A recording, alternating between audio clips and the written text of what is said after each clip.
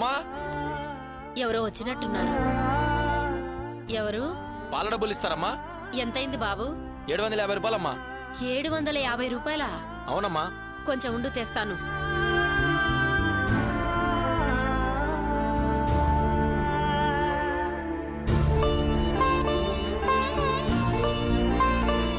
ఇదిగో బాబు.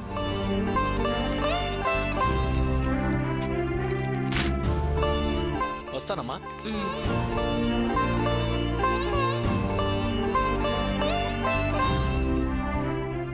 ఉన్న 1400లో 750 రూపాయలు పాలకపోతే ఇంకా 650 రూపాయలే ఉన్నాయి.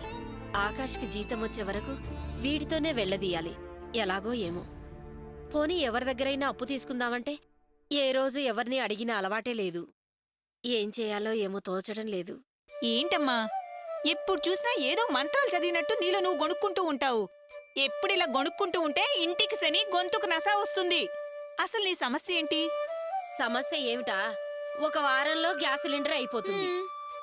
చూడమని గ్యాస్ ధరలు ఇప్పుడే పెంచారు. మూలిగైనాక మీద తాటికాయ పడటం అంటే ఇదే. చేతిలో ఉన్నది పిసరంతా, ఖర్చులేమో కొండంతా. ఎలాగో ఏమో అని ఆలోచిస్తున్నాను. నా బాధ నేను పడుతుంటే నీకు గొణుగుళ్లా ఉందా? ఏంటమ్మా, ప్రపంచంలో అందరికుండే సమస్యలే కదా మనకి ఉన్నాయి. అందుకని ఇలా గొణుగుతూ ఉంటే సమస్యలు తీరిపోతాయా? తమ్ముడు జీతం వచ్చే వరకు ఎలాగోలా మేనేజ్ చేసుకోవాలి. ఇదిగో చేతిలో 650 రూపాయలున్నాయి. ఇవి తీసుకొని మేనేజ్ చెయ్యి. అయ్యయ్యో, ఇవన్నీ నాకు తెలీదమ్మా. ఈ డబ్బులు లెక్కలు చూడ్డం చాలా చిక్కులతో కూడుకున్న పని. మొన్న ఏసీ బిగిస్తేనే కరెంటు ఖర్చేమోని ఈవిడిగారు చాలా అన్నారు. రేపు లెక్కల్లో ఏమన్నా తేడా వచ్చిందనుకో నేనే నొక్కేశానని అన్నా అంటుంది.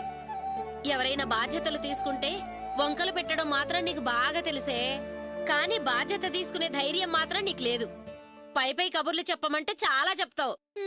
అత్తయ్య, నేను మాట చెప్తాను, ఏమీ అనుకోరుగా? చెప్పమ్మా. ఆ డబ్బు నాకివ్వండి, నేను మేనేజ్ చేస్తాను. దీంతో అంత ఖర్చు ఎలా మేనేజ్ చేస్తావమ్మా? పొదుపుగా వాడితే ఎలాగైనా సర్దుకుపోవచ్చు. పొదుపు అంటే రోజు 4 ఇడ్లీ తినేవాళ్ళం, 1 ఇడ్లీనే తినాలా? అది కాదు వదినా, 2 ఇడ్లీలు తిన్నా 4 ఇడ్లీలు తిన్నా దాంట్లో చట్నీ సాంబార్ అంటే ఖర్చవుతుంది. దానికి బదులు ఇంట్లో చట్నీతో తింటే సరిపోతుంది. భోజనంలో ఒక కూర రసంతో కూడా సరిపెట్టుకోవచ్చు. ఆహా, పొదుపు లక్ష్మి, పొదుపు పథకాలు నీ దగ్గర చాలా నేర్చుకోవాలమ్మా. రాణి, నువ్వు చెప్పింది బాగానే ఉందమ్మా, కానీ ఎలా అమలు చేయాలో అర్థం కావట్లేదు. చదువుకున్న దానివి, నువ్వే తెలివిగా ఈ సమస్యను పరిష్కరించాలి. ఇదిగో ఈ డబ్బులు తీసుకోమ్మా.